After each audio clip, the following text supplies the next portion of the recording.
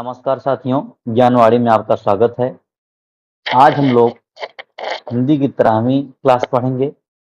इसके पहले क्लास में आपने अव्यय के बारे में और अव्यय के कितने भेद होते हैं उसको पढ़ा था आपने। उसके अंतर्गत आप पढ़े थे क्रिया विशेषण अव्यय।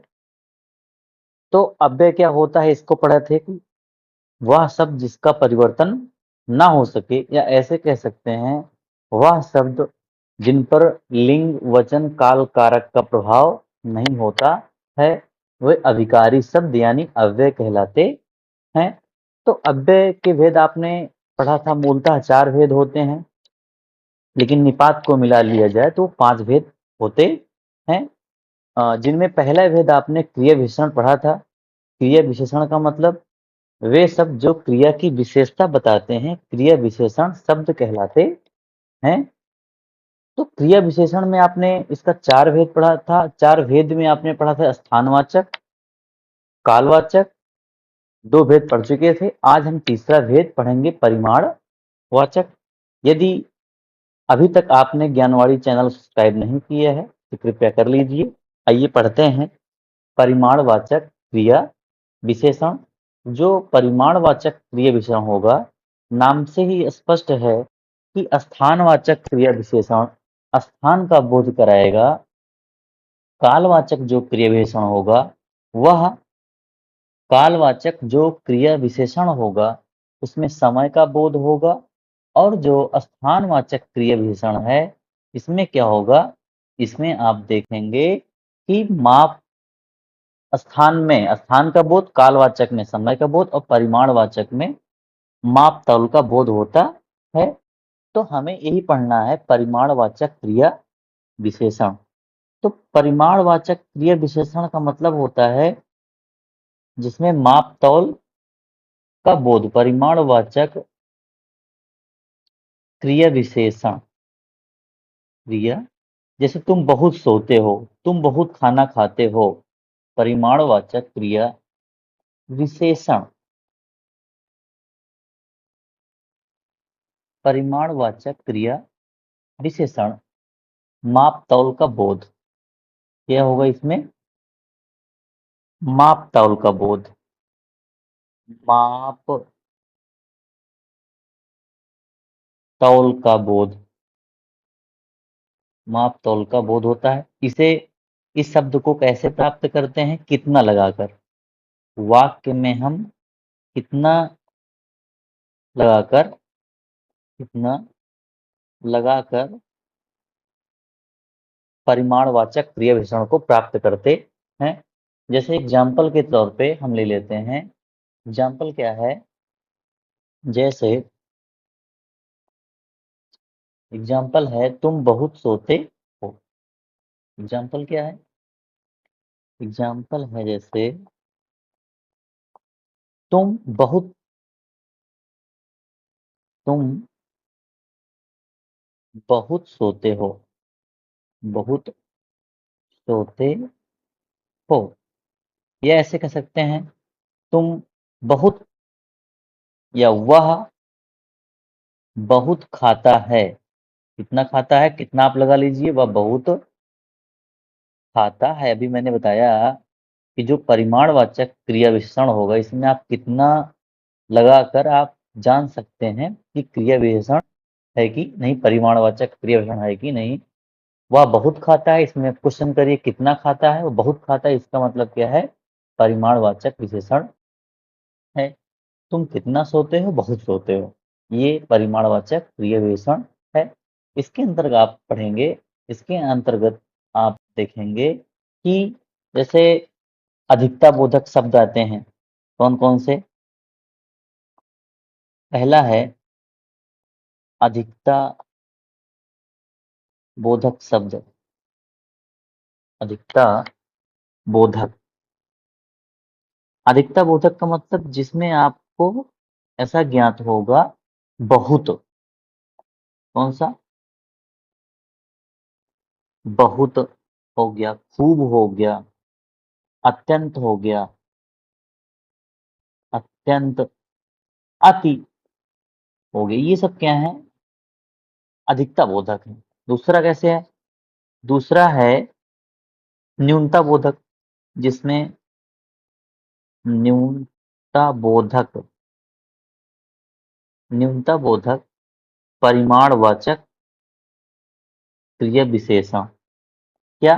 जरा, जैसे जरा, थोड़ा, कम, अल्प, ये सब क्या हो जाएगा? न्यूनता बोधक होगा। तीसरा है तीसरा है पर्याप्त बोधक। कौन सा? पर्याप्त बोधक, नोट डाउन कर लीजिए। और चौथा है श्रेणी बोधक। श्रेणी बोधक, श्रेणी। पर्याप्त बोधक में बस, यदि बस शब्द आ रहा है मतलब ये पर्याप्त बोधक अव्यय है। बस, काफी, अब आप काफी पढ़ चुके, ठीक, ठीक हो गया। ये जो शब्द हैं, यथेष्ट हो गया, यथेष्ट शब्द, ये सब जो है पर्याप्त बोधक अव्यय हैं। श्रेणी बोधक में क्या? बारी बारी, जैसे है बारी बारी, थोड़ा थोड़ा, थोड़ा थोड़ा, ये जो शब्द हैं ये क्या हैं? श्रेणी बोधक अव्यय हैं। अगला प्रकार है रीतिवाचक क्रिया विशेषण। कौन सा है? रीतिवाचक क्रिया विशेषण, चौथा। रीतिवाचक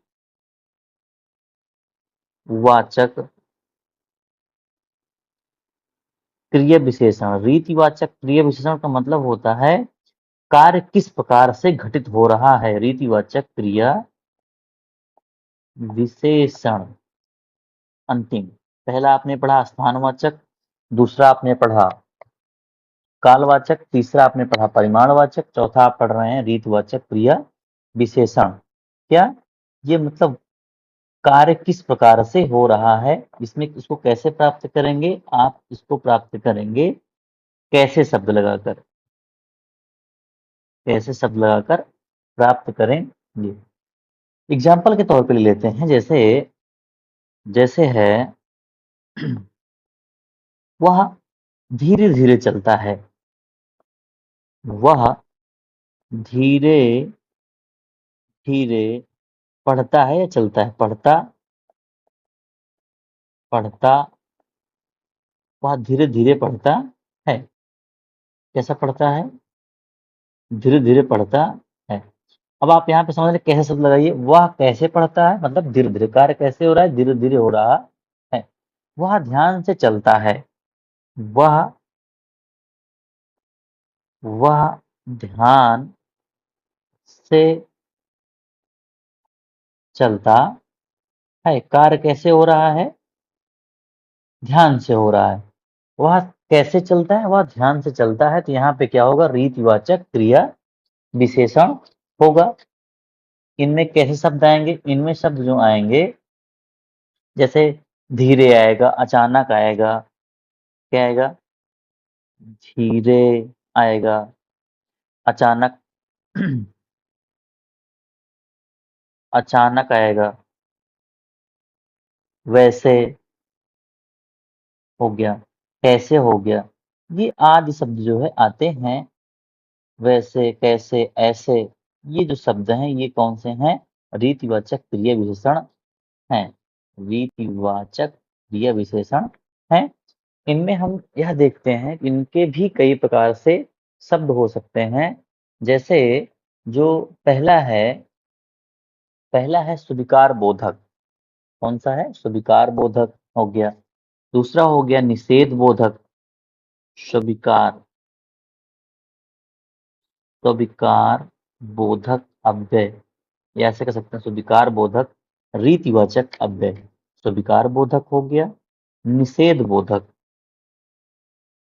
निषेध निषेध बोधक हो गया। फिर अगला है निश्चय बोधक। निश्चय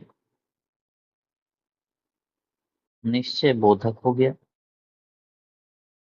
फिर अगला है अनिश्चय बोधक। अनिश्चय बोधक। अगला है प्रश्नवाचक।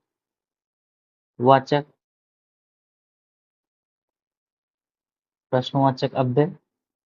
फिर अगला है प्रश्नवाचक या प्रश्नबोधक कह दीजिए। प्रश्नबोधक। प्रश्नबोधक अव्यय। अगला है छठा कारणबोधक। कारणबोधक। और सातवां है कौन सा? आकस्मिक बोधक। आकस्मिक बोधक। इनके हम शब्द जान लेते हैं कि ये जो प्रश्नवाचक है, कारणवाचक है, ये जो इनके शब्द कौन कौन से होंगे। पहला है स्वीकार बोधक, दूसरा है निषेध बोधक, तीसरा है निषेध। स्वीकार बोधक में कौन कौन शब्द आएंगे? जैसे स्वीकार आप दैनिक जीवन में उपयोग करते हैं। जी, जी कैसे शब्द हो गया, ये स्वीकार बोधक। जी। ठीक, ठीक हो गया। हाँ हो गया। अवश्य हो गया, अवश्य। जरूर हो गया। ये सब क्या है? स्वीकार बोधक अव्यय हैं कि आप स्वीकार कर रहे हो। निषेध, निषेध बोधक का मतलब नकारात्मक। नहीं, नहीं हो गया। मत, मत है। कभी नहीं, कभी नहीं। ये जो जो शब्द हैं ये सब क्या है? निषेध बोधक अव्यय। निश्चय बोधक। निश्चय बोधक में क्या है? बेशक, बेशक हो गया। निसंदेह हो गया, निसंदेह हो गया। ये जो शब्द हैं क्या है? निश्चय बोधक है। अनिश्चय बोधक का मतलब संभव है। संभव है। शायद, ये क्या है? अनिश्चितता को दिखा रहा है। शायद, संभव है। प्रश्नवाच प्रश्नबोधक में क्या हो जाएगा? क्या, कौन, कैसे। क्या, कौन, कैसे। कारणबोधक में अतएव। क्या? अतएव, इसलिए। ये जो शब्द हैं ये कौन से हैं? कारणबोधक। आकस्मिक में क्या? एकाएक, अचानक। एका एक शब्द है, अचानक है। ये जो शब्द हैं ये सब क्या हैं? ये सब शब्द जो हैं रीतिवाचक के अंतर्गत आएंगे। स्वीकार बोधक, निषेध बोधक, निश्चय बोधक, अनिश्चय बोधक, प्रश्न बोधक, कारण बोधक, आकस्मिक बोधक।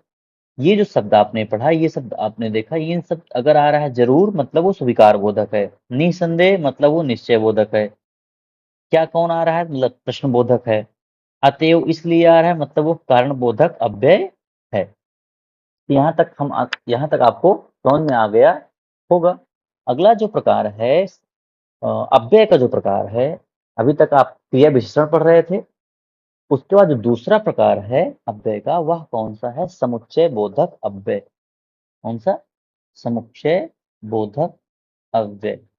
दूसरा प्रकार है समुच्चय बोधक।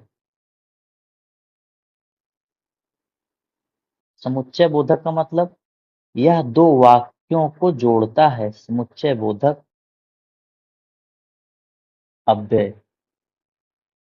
ऐसा समुच्चय बोधक अव्यय।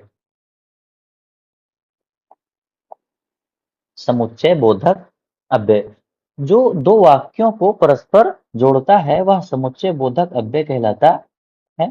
इसकी परिभाषा लिख लीजिए। दो वाक्यों को परस्पर जोड़ने वाला शब्द। दो वाक्यों को जोड़ने वाला, जोड़ने वाला, दो वाक्यों को जोड़ने वाला शब्द समुच्चय बोधक, समुच्चय बोधक अव्यय कहलाता है। दो वाक्यों को जोड़ने वाला शब्द समुच्चय बोधक अव्यय होता है। अव्यय होता है। जैसे तथा हो गया, ये सब जो शब्द हैं, जैसे जैसे क्या, सीता तथा गीता स्कूल गई। सीता तथा गीता स्कूल स्कूल गई। तो यहाँ पे जो तथा शब्द है ये क्या है, समुच्चय बोधक अव्यय है। सीता तथा गीता स्कूल गई। इसके भी दो प्रकार होते हैं, समुच्चय बोधक के भी दो प्रकार। तो समुच्चय बोधक के प्रकार में देखिए, प्रकार स्टार्ट में लिखिए, कितने प्रकार होते हैं, दो प्रकार। पहला कौन सा, पहला है समानाधिकरण समुच्चय बोधक।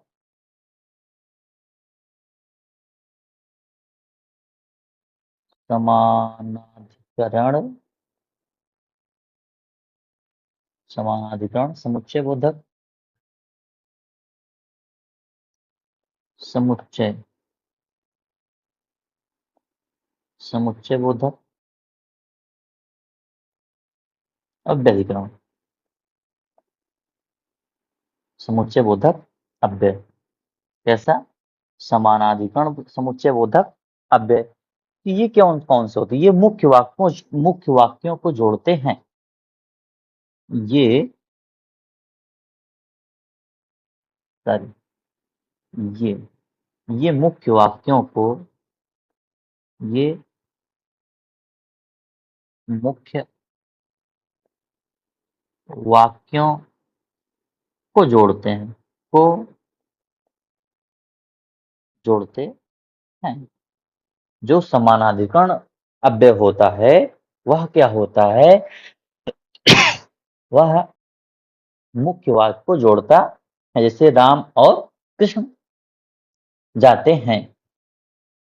जैसे जैसे राम और कृष्ण जाते हैं। तो यहाँ पे जो और शब्द है ये क्या है, ये है समानाधिकरण समुच्चय बोधक अव्यय। राम और कृष्ण जाते हैं, तो ये जो राम और कृष्ण जाते हैं, तो ये जो और है ये क्या है, समानाधिकरण समुच्चय बोधक अव्यय है। अब इसमें भी आप शार्ट में प्रकार देख लीजिए, संयोजक कौन कौन से शब्द जोड़ते हैं, कौन कौन से शब्द विभाजित करते हैं। जैसे संयोजक के रूप में क्या आएगा, संयोजक जो शब्द होते हैं, जो विभाजक शब्द होते हैं, विभाजक अलग करने वाले। फिर तीसरा है विरोधावाचक, विरोधावाचक।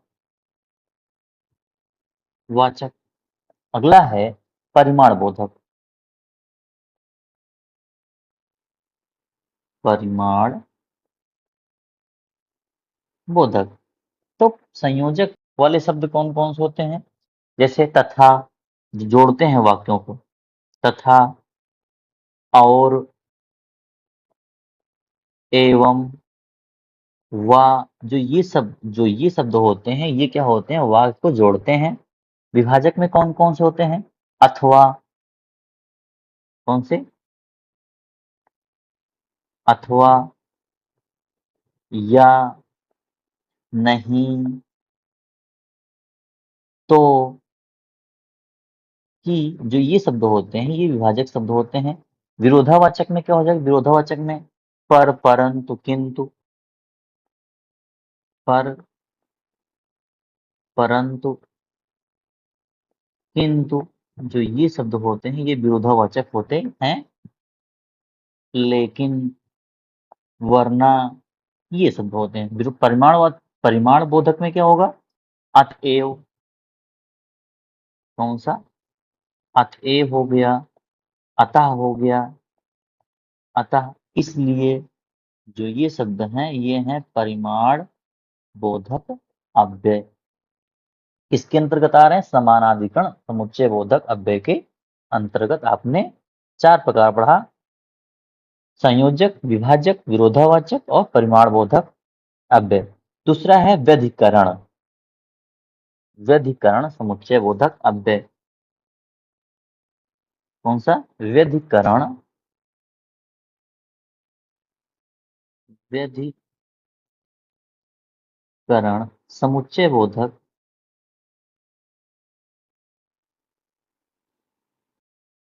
व्यधिकरण समुच्चय बोधक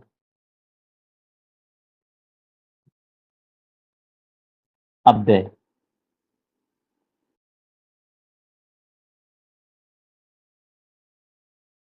व्यधिकरण समुच्चय बोधक अव्यय, ये क्या होते हैं? ये समानाधिकरण में जो होगा वह मुख्य वाक्य को जोड़ते हैं। व्यधिकरण में क्या होगा? ये जो मुख्य वाक्य में जो मुख्य उपवाक्य होता है उसके साथ अनेक आश्रित उपवाक्यों को जोड़ते हैं। मतलब ये जो अव्यय होते हैं ये मुख्य उपवाक्य को मुख्य उपवाक्य से एक या अधिक आश्रित उपवाक्य, एक या अधिक आश्रित उपवाक्य को जोड़ते हैं। को जोड़ते हैं। दोनों में अंतर क्या है? समानाधिकरण में मुख्य वाक्य जुड़ेगा, यहाँ पे क्या होगा? जो मुख्य उपवाक्य है उससे एक या अधिक आश्रित उपवाक्यों को जोड़ते हैं, वहां पे क्या होगा? व्यधिकरण समुच्चय बोधक अव्यय होता है। जैसे एग्जाम्पल के तौर पे लिख लीजिए। एग्जाम्पल के तौर पे जैसे मोहन तेज है। मोहन मोहन तेज है, किंतु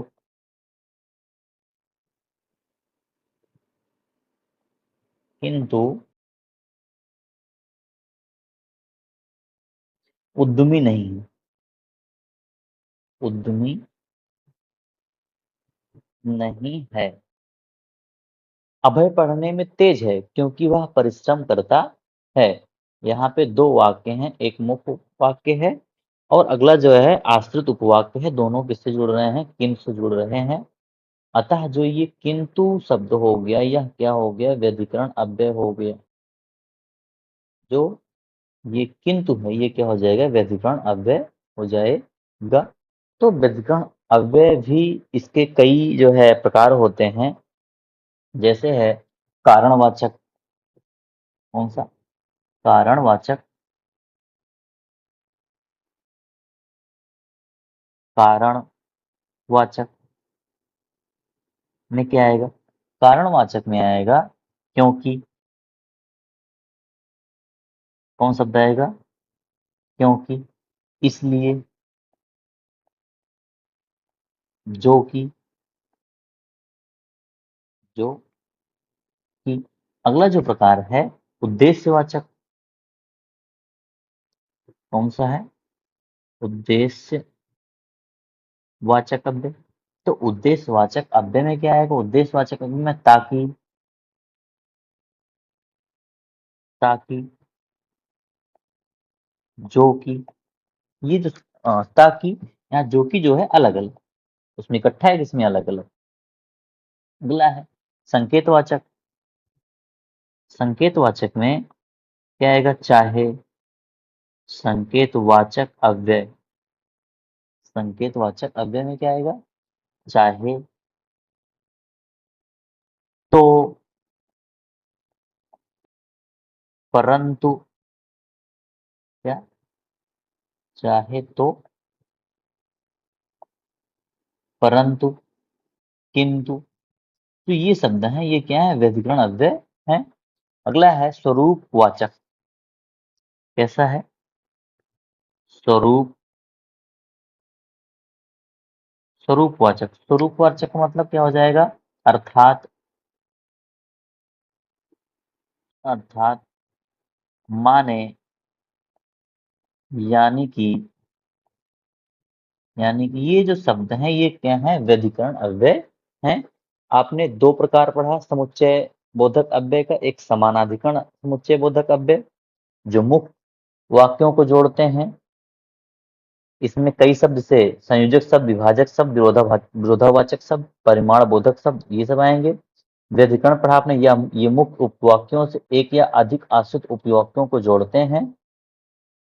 जैसे यहाँ पे है मोहन तेज है किंतु उद्यमी नहीं है, तो किंतु क्या हो गया? ये व्यधिकरण समुच्चय बोधक अव्यय है। इनमें भी कई शब्द आते हैं, उनका अलग अलग बताया गया है। कारणवाचक हो सकता है, उद्देश्यवाचक हो सकता है, संकेतवाचक हो सकता है, स्वरूपवाचक हो सकता है। इसको पढ़ा आपने। जो अव्यय का तीसरा प्रकार है, अव्यय का जो तीसरा प्रकार है वह है संबंध बोधक अव्यय। कौन सा है? वह है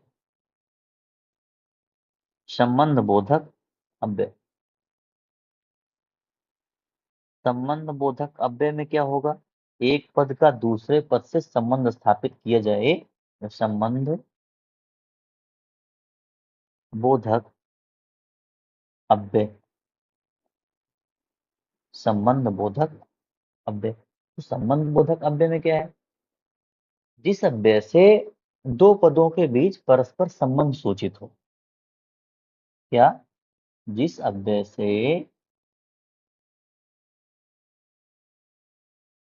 जिस अव्यय से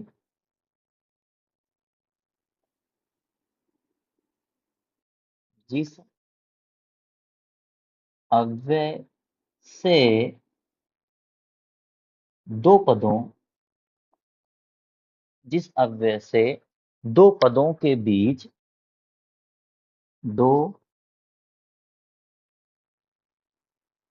पदों के बीच परस्पर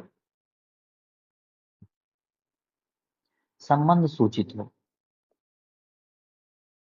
संबंध सूचित हो, उसे संबंधवाचक, संबंध बोधक अव्यय कहते हैं। अव्यय कहते हैं। जिस अव्यय से दो पदों के बीच परस्पर संबंध सूचित हो उसे संबंध बोधक अव्यय कहते हैं। या ऐसे कह सकते हो, जो यह संबंध बोधक अव्यय होता है वह संज्ञा के बाद प्रयुक्त होता है, संज्ञेय सर्वनाम से संबंध स्थापित करता है। मतलब संज्ञा के बाद, क्या? संज्ञा के बाद संज्ञा या सर्वनाम से संबंध स्थापित करे। क्या? संबंध स्थापित हो, संज्ञा के बाद प्रयुक्त हो और संज्ञा सर्वनाम से संबंध स्थापित हो, वहां पे क्या होगा? संबंध संबंध बोधक अव्यय होगा। जैसे जैसे एग्जाम्पल के तौर पे आप लिख लीजिए, जैसे क्या? उनके बिना तुम कुछ नहीं हो। उनके बिना, उनके बिना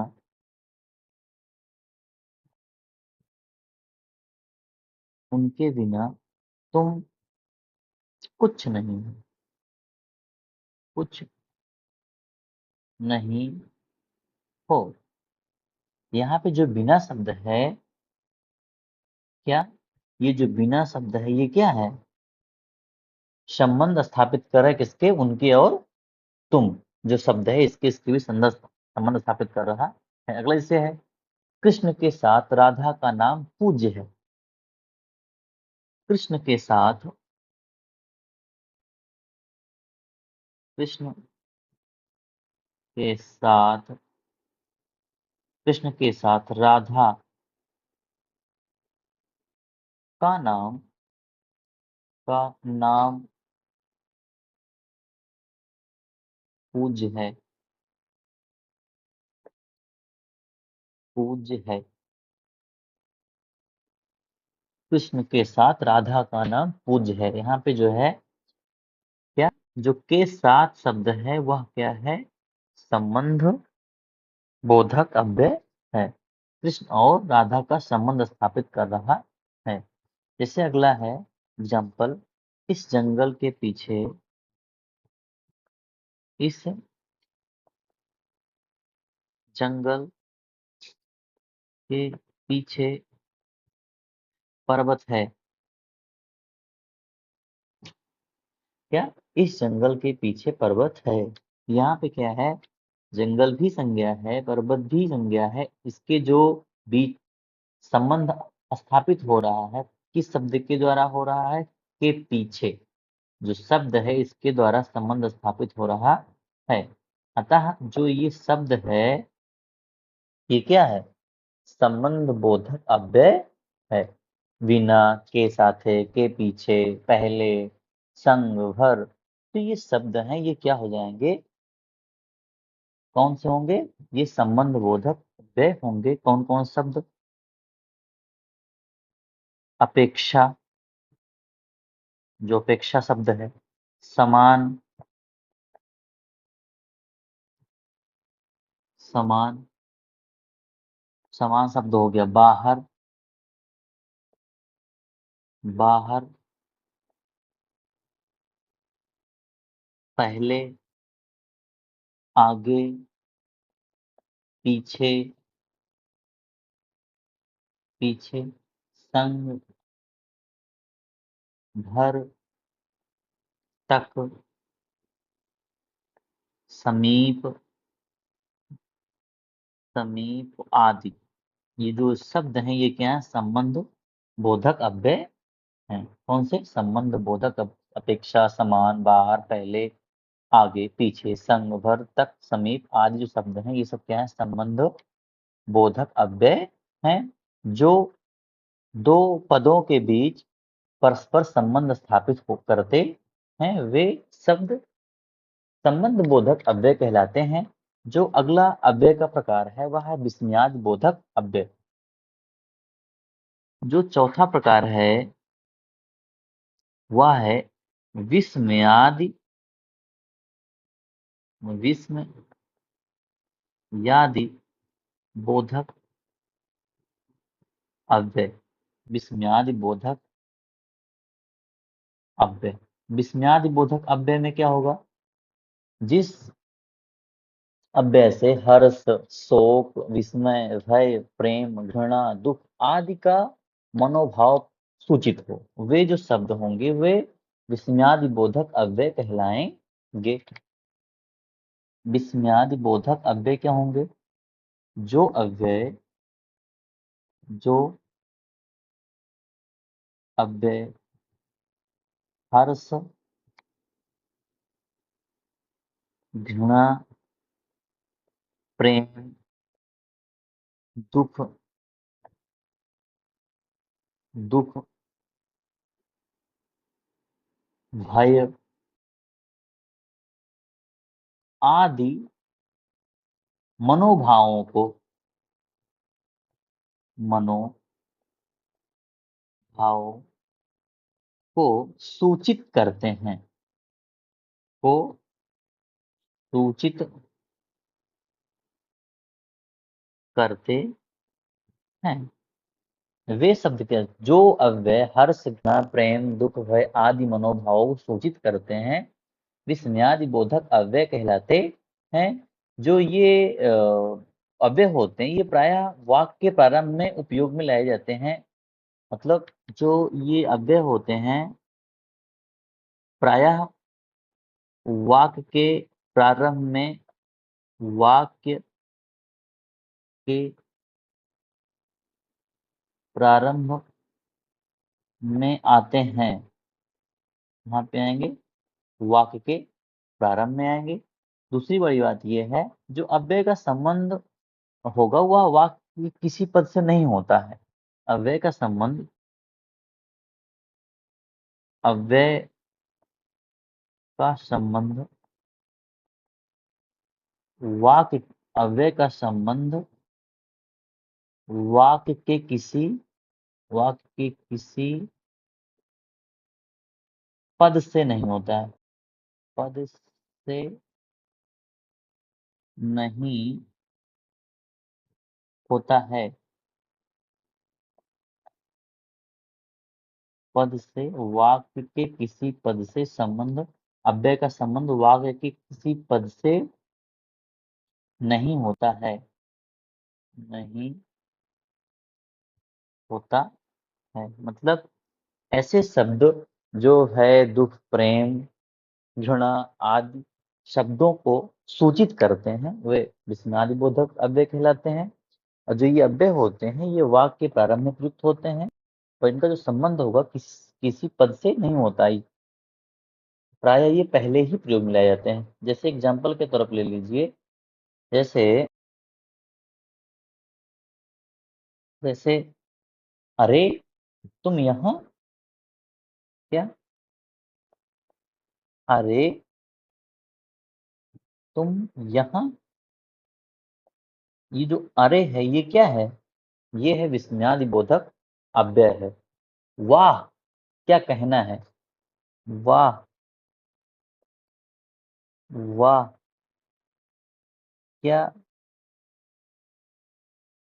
कहना है। यहाँ पे जो वाह है ये क्या है, विस, विस्मयादिबोधक अव्यय है। इसमें भी बहुत सारे शब्द आते हैं, उनको हम बारी बारी से अलग अलग देख सकते हैं। जैसे हर्षबोधक कौन कौन से, मतलब ऐसे कौन कौन से शब्द हैं जिनसे हर्ष का बोध होगा, वे हर्षबोधक अव्यय कहलाएंगे। तो हर्षबोधक जैसे वाह, अच्छा, शाबाश, धन्य, तो जी ये शब्द हैं कौन कौन से है, हर्ष बोधक अव्यय। हर्ष बोधक अव्यय, हर्षबोधक क्या है, हर्षबोधक है वाह, वाह, अच्छा, शाबाश, शाबाश, धन्य। जो शाबाश ये क्या है, हर्षबोधक अव्यय है। इससे आप यह जान रहे हो कि वाक्य में हर्ष की अनुभूति हो रही है। अगला जो अव्यय है वह है शोक बोधक। ऐसा जिसे शोक प्रकट हो, शोक बोधक, शोक बोधक अव्यय। शोक बोधक क्या होगा, हाय, आह, क्या, हाय, हाय हो गया, आह, आह, ये जो शब्द हैं, उफ, काश, उफ, काश, जो ये शब्द हैं शोक बोधक अव्यय हैं। विस्मय बोधक, विस्मय, विस्मय बोधक, विस्मय बोधक कौन कौन शब्द आते हैं, अरे, अरे, क्या, क्यों, जो ये शब्द हैं ये हैं विस्मय बोधक अव्यय। अगला प्रकार है स्वीकार बोधक। कौन सा, स्वीकार बोधक। तो जो स्वीकार बोधक अव्यय हैं वे हैं हाँ, जी हाँ, हाँ, जी हाँ, अक्षा, जी, अक्षा, जी, ठीक, ये जो शब्द हैं ये क्या है, स्वीकार बोधक अव्यय है। अगला है संबोधन बोधक। कौन सा, संबोधन बोधक। संबोधन बोधक। संबोधन बोधक में शब्द कौन कौन सा हुआ? अरे, रे, हे, अरे, रे, हे, भाई, अजी। ये जो शब्द हैं ये सब क्या हैं? ये है संबोधन, मतलब आप किसी को बुला रहे हो, भाई इधर आओ, अजी। ये जो शब्द है संबोधन बोधक है। अगला जो प्रकार है वह है अनुमोदन बोधक। कौन सा? अनुमोदन बोधक। अनुमोदन बोधक का मतलब वाह, कैसा? वाह, ठीक, अच्छा। हम आपको शब्द बता रहे हैं, मतलब जो अव्यय हैं वे किस में आएंगे, मतलब स्वीकार बोधक होंगे, संबोधन बोधक होंगे, ये सब हैं। अगला है घृणा बोधक। कौन सा? घृणा, जिससे घृणा का भाव पैदा हो। घृणा बोधक अव्यय। घृणा बोधक अव्यय में क्या होता है? राम राम, राम, राम, छी छी, कितना गंदा, छी छी, ये हो गया। अगला घृणा बोधक भाव बोधक। क्या? भाव, भाव बोधक। तो भाव बोधक क्या होगा? हाय, हाय, जो। तो हम इन सबको पढ़ा हमने। कौन सा? विस्मयादि बोधक अव्यय में वे शब्द जो हर्ष, प्रेम, घृणा, भय आदि को सूचित करते हैं, विस्मयादि बोधक अव्यय कहलाते हैं। ये प्रायः प्रारंभ में प्रयोग में लाए जाते हैं। इनका संबंध किसी वाक्य में किसी शब्द से नहीं होता है। जानना है? इनके जो शब्द हैं वो इस कैटेगरी में आते हैं। हर्षबोधक अव्यय में ये शब्द आएंगे। शोक बोधक में हाय, आह, उफ, काश। विस्मयादि बोधक में जो विस्मय बोधक होंगे, अरे, क्या, क्यों। स्वीकार बोधक में हाँ, मैं चलता हूँ, जी, ठीक है। ये सब शब्द जो है स्वीकार बोधक है। संबोधन, जिसको आप बुला रहे हो, अनुमोदन कर रहे हो, वाह, ठीक, अच्छा। घृणा, छी छी, ये शब्द है भावबोधक, हाय, जो। ये जो शब्द हैं ये अव्यय ही हैं, विस्मयादि बोधक अव्यय हैं। अगर पूछ रहा है विस्मयादि बोधक अव्यय में कौन से प्रकार है, तो आपको अलग अलग बताना है। टीटी के लिए इतना अनिवार्य नहीं है, फिर भी आप अन्य परीक्षाओं के लिए देख सकते हैं। अगला जो अव्यय है हमारा है निपात। निपात को हम पूर्ण अव्यय नहीं मानते हैं, लेकिन बहुत सारे जो विद्वान हैं वह मानते हैं। पांचवा है निपात। क्या है? निपात। निपात का मतलब, निपात का मतलब जो, मतलब किसी शब्द या पद के बाद आता है, लगकर एक विशेष बल देता है। मतलब वाक्य में किसी शब्द या पद के बाद जो अव्यय लगकर एक विशेष बल या अवधारणा को व्यक्त करते हैं, निपात शब्द कहलाते हैं। मतलब जो ये निपात हैं ये वाक्य के पार्ट नहीं होते हैं, वाक्य पार्ट नहीं होते हैं, लेकिन किसी शब्द के पहले प्रयोग में आकर के उन पर एक बल देते हैं, जिससे हमें एक अलग विशेष अर्थ प्रकट होता है। जैसे परिभाषित कर लीजिए, वाक्य में किसी शब्द, वाक्य में किसी शब्द या पद के, वाक्य में किसी शब्द या पद के बाद जो अव्यय लगकर, अव्यय लगकर एक विशेष बल, एक विशेष बल या अवधारणा, धारणा को व्यक्त करते हैं, को व्यक्त करते हैं, निपात कहलाते हैं। मतलब करते हैं। वाक्य में किसी शब्द या पद के बाद किसी शब्द या पद के बाद जो अव्यय लगकर एक विशेष बल या अवधारणा को व्यक्त करते हैं, निपात कहलाते हैं। ये जो बताया मैंने, ये जो शुद्ध अव्यय नहीं होते हैं, इनको अव्यय की श्रेणी में नहीं रखा जाता है। जैसे कौन कौन शब्द होते हैं? ये शब्द होते हैं,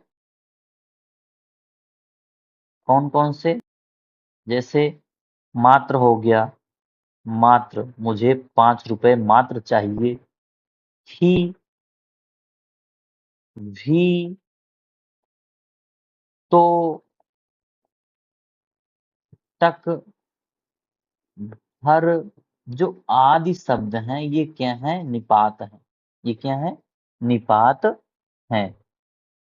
जैसे एग्जाम्पल से आप और स्पष्ट हो जाएंगे। कहने का मतलब, ऐसे शब्द जो किसी शब्द के बाद लगकर एक विशेष बल या अवधारणा को प्रस्तुत करते हैं।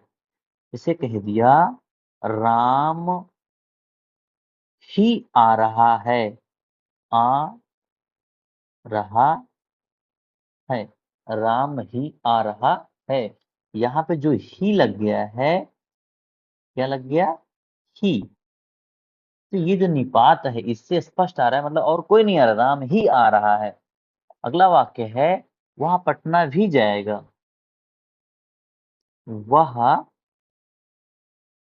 पटना भी जाएगा। जो भी जाएगा, मतलब जो व्यक्ति है वह कहीं और भी जाएगा, लेकिन उसके साथ साथ पटना भी जाएगा। तो जो ये शब्द आया भी, यह वाक्य का अंग तो नहीं है, लेकिन इसके बीच में प्रयुक्त होकर पटना के बाद एक अलग अर्थ प्रस्तुत कर रहा है कि व्यक्ति जो है पटना भी जाएगा।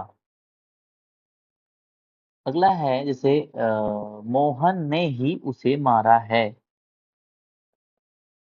मोहन ने ही उसे मारा है। मोहन ने ही उसे मारा है। यहाँ पे ही लग गया, मतलब मोहन ने ही, एकदम कंफर्म हो रहा है कि जो मोहन है वही दोषी है। मोहन ने ही उसे मारा है। जो ये शब्द हैं, ये सब क्या हैं? अव्यय हैं, मतलब सॉरी, ये सब निपात शब्द हैं। ये सब निपात शब्द हैं। हम एक थोड़ा सा टॉपिक देख लेते हैं कि निपात और अव्यय में अंतर क्या होता है। अव्यय, आपने पढ़ा अव्यय, अव्यय के 4 भेद, अव्यय और निपात में अंतर, निपात में अंतर, अव्यय और निपात में अंतर। अव्यय के आपने 4 भेद पढ़ा। पहला कौन सा? क्रिया विशेषण। दूसरा आपने पढ़ा संबंध बोधक। तीसरा आपने पढ़ा समुच्चय बोधक। चौथा आपने पढ़ा विस्मयादि बोधक। जो अव्यय होते हैं, वे संज्ञा, सर्वनाम, विशेषण, क्रिया विशेषण के सहायक होकर वाक्य के अंग होते हैं। मतलब अव्यय जो होगा, ये क्या होगा? वाक्य का अंग होगा। ये क्या होगा? वाक्य के अंग होते, वाक्य के अंग। ये वाक्य के अंग हो गए। निपात जो होता है वो वाक्य का अंग नहीं होता है, वाक्य का अंग नहीं होता है। ये अंतर होता है। अब लेकिन ये यहाँ पे ये जानना है कि निपात को भी बहुत सारे विद्वान लोग वह अव्यय के रूप में प्रयुक्त करते हैं। तो अव्यय और हम निपात में अंतर समझ गए कि जो अव्यय होगा वह वाक्य के अंदर प्रयुक्त होता है, वाक्य के अंदर प्रयुक्त होगा, और वाक्य का भाग होगा, वाक्य का अंग होगा। लेकिन जो निपात होगा, निपात वह किसी शब्द के बाद प्रयुक्त होगा, वाक्य की एक या शब्द पर एक विशेष बल देगा, उसकी अलग अवधारणा हो जाएगी, लेकिन वाक्य का अंग नहीं माना जाएगा। ये दोनों में बेसिक डिफरेंस है। अव्यय में आपने अव्यय पढ़ा, ऐसे शब्द जिसका परिवर्तन ना किया जा सके। परिवर्तन किससे होगा? लिंग से लिंग से होगा, स्त्रीलिंग है पुल्लिंग है, वचन से होगा, काल से होगा, वचन काल से होगा, कारक से होगा। यदि इन किसी शब्द का परिवर्तन हो जा रहा है तो वह क्या होगा? विकारी शब्द होगा। संज्ञा, सर्वनाम, विशेषण, क्रिया विशेषण आपने पढ़ा, विकारी शब्द होगा। यदि शब्द का परिवर्तन नहीं हो रहा है तो वह क्या होगा? अविकारी होगा। तो अविकारी का मतलब अव्यय, अविकारी। तो अव्यय के अंतर्गत आपने पढ़ा क्या? अव्यय के अंतर पढ़ा आपने क्रिया विशेषण। अव्यय के अंतर पढ़ा आपने क्रिया विशेषण, अव्यय, संबंधवाचक अव्यय, और समुच्चय बोधक अव्यय, विस्मयादि बोधक अव्यय और निपात। तो आशा करता हूँ पार्ट 1 और पार्ट 2 को पढ़कर आप अव्यय पर एकदम आपकी क्लियर अवधारणा हो गई होंगी और इससे जो भी प्रश्न आएगा आप उसको कर लेंगे। आज के लिए बस इतना ही। धन्यवाद।